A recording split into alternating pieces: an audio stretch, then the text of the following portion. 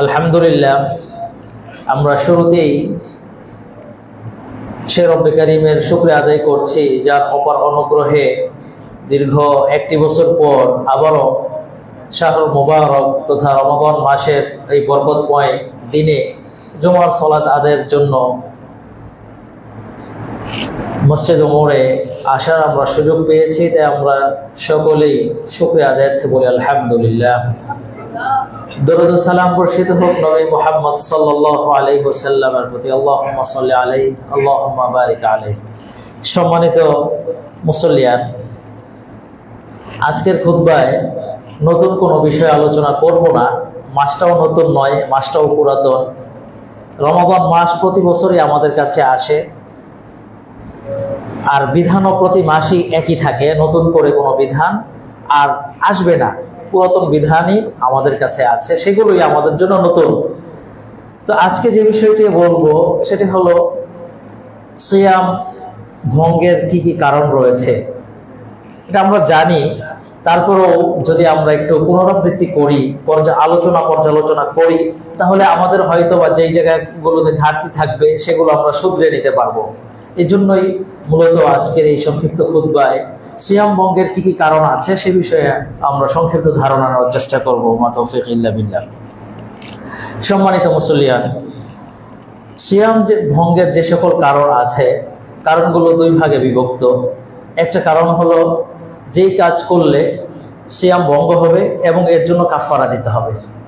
আর কিছু কারণ আছে শুধুমাত্র সিয়াম ভঙ্গ হবে এবং ওই সিয়ামটা পুনরায় আদায় করে দিতে হবে। আর কিছু বিষয় আছে যেগুলো করলে সিয়াম ভঙ্গ হবে না, কিন্তু সমাজে আমরা জানি এই কাজগুলো করলে কি হয়ে যায়, সিয়াম ভঙ্গ হয়ে যায়। যে কাজগুলো করলে সিয়াম ভঙ্গ হবে এবং কাজা আদায় করতে হবে, ওই একটা সিয়ামই রাখতে হবে, এই কাজগুলোর মধ্যে প্রথম যে কাজটি সেটি হলো পানাহার গ্রহণ করলে, খাবার খেলে একজন ব্যক্তি অর্থাৎ সুবহে সাদেক থেকে নিয়ে একেবারে এই সূর্যাস্ত পর্যন্ত যদি কেউ খাবার খায় তাহলে তার সিয়াম ভঙ্গ হয়ে যাবে। খাবার খাওয়াটা দুই ধরনের হতে পারে। একটা হলো সরাসরি আমরা যে কোনো খাবার গ্রহণ করতে পারি, আরেকটা হলো কোনো ইনজেকশন, কোনো ইসের মাধ্যমে খাবারের চাহিদা মেটায় এমন কিছু গ্রহণ করা। খাবারের চাহিদা মেটায় এই ধরনের কোনো কাজ, কোনো জিনিস যদি কেউ গ্রহণ করে তাহলেও তার সিয়াম ভঙ্গ হবে। ওই সিয়ামটা তাকে পুনরায় রেখে দিতে হবে। তেমনিভাবে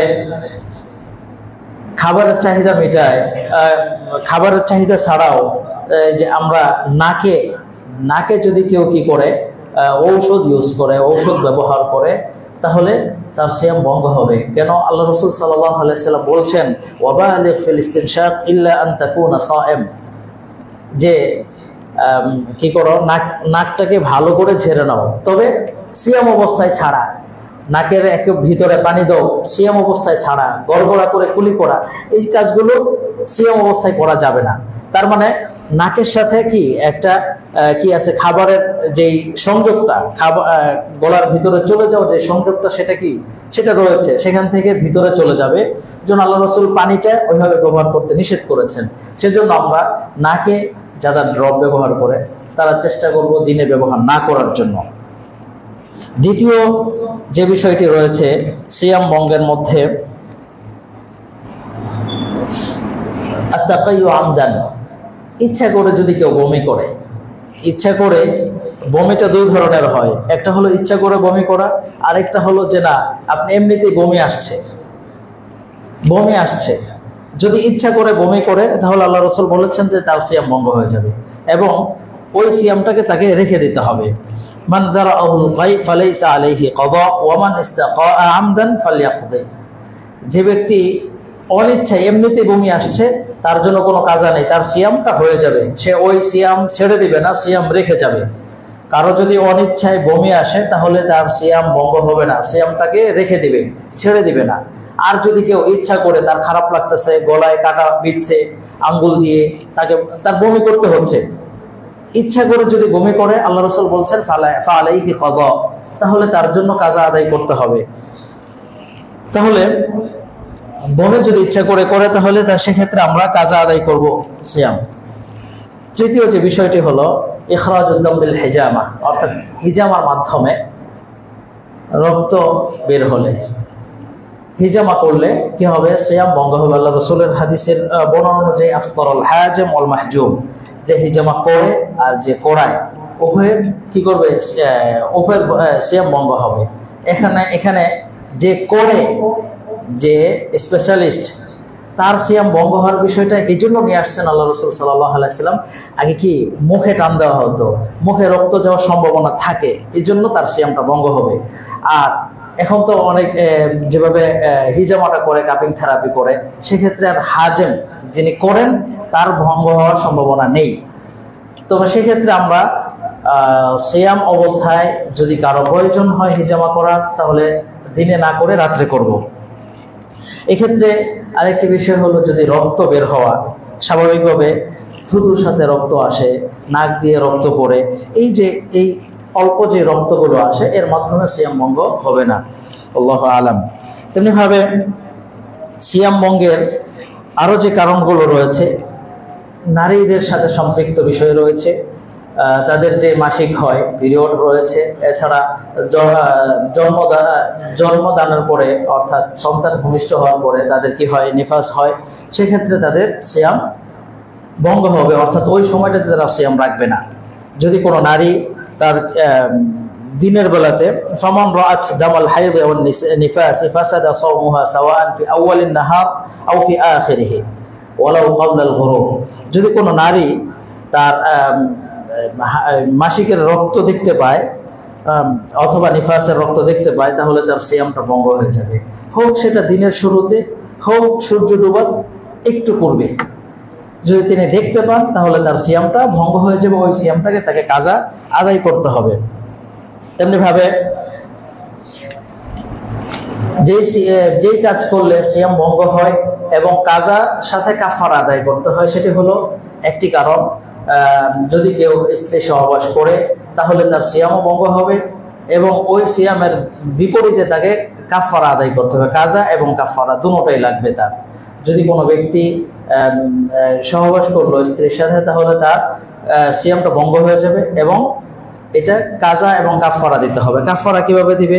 সেক্ষেত্রে তার কাফারার নিয়ম হলো, তাকে তিনটা স্তর রয়েছে কাফারা আদায়ের।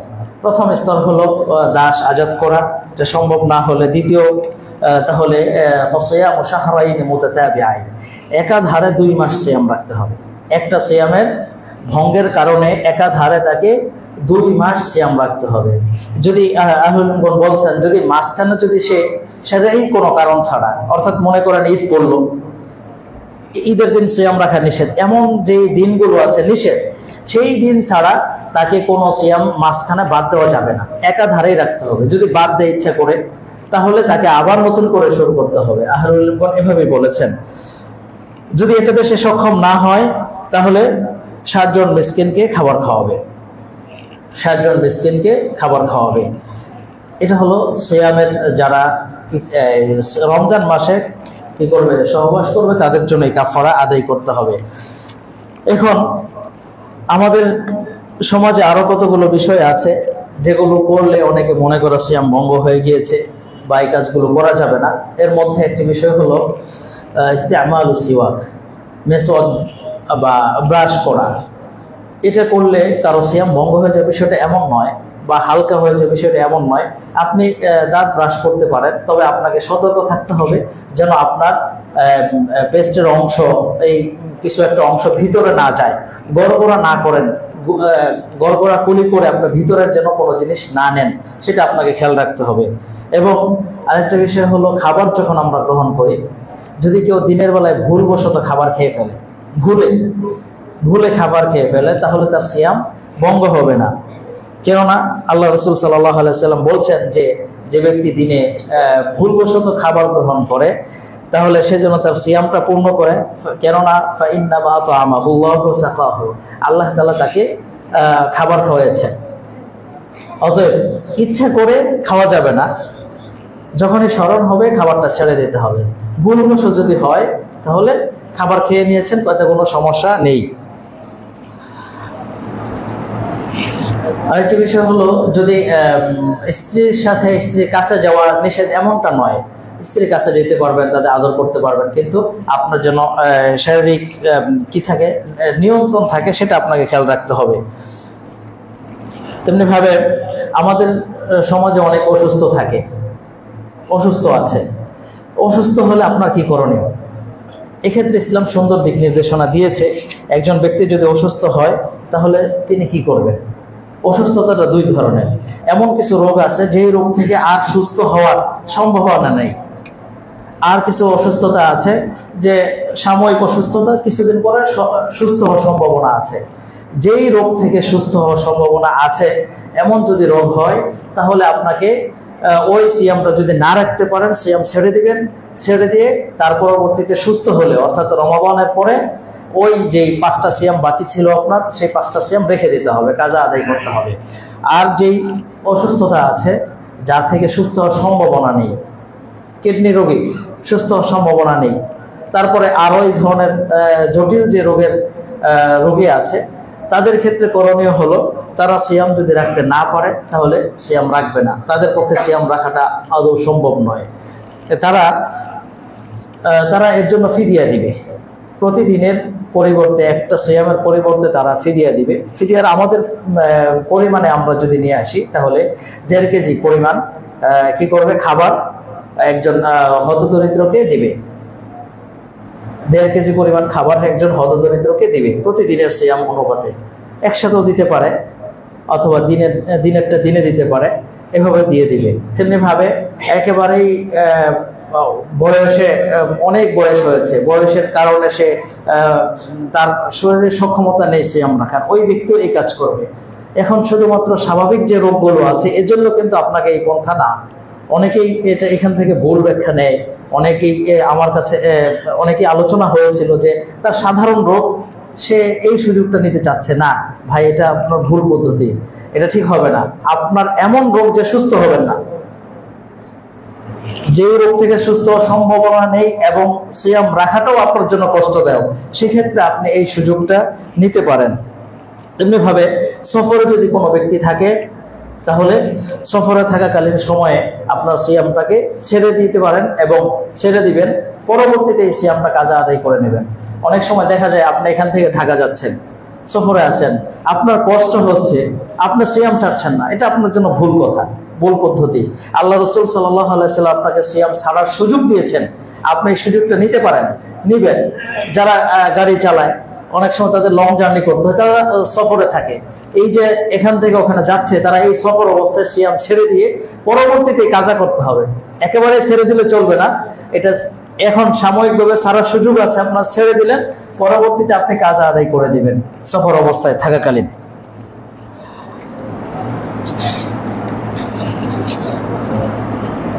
তেমনিভাবে যারা দুধ পান করায়, তারা কি করতে পারবে?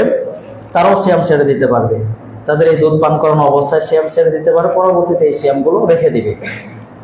আজকের এই সংক্ষিপ্ত খুতবায় সিয়াম ভঙ্গের কারণ এবং সিয়াম ভঙ্গ হবে না বা কি কি কারণের সুযোগ রয়েছে, এই বিষয়ে সংক্ষিপ্ত আকারে কয়েকটি কথা বললাম। আল্লাহ তাআলা আমাদেরকে বিষয়গুলো খেয়াল রাখার তৌফিক দান করুক, আমিন। আল্লাহু তাআলা আ'লাম বিস-সাওয়াব। আকুলু কওলি হাযা আস্তাগফিরুল্লাহ লি ওয়া লাকুম ওয়া লিসাইরিল মুসলিমিন ফাস্তাগফিরুহু ইন্নাহু হুয়াল গফুরুর রহিম।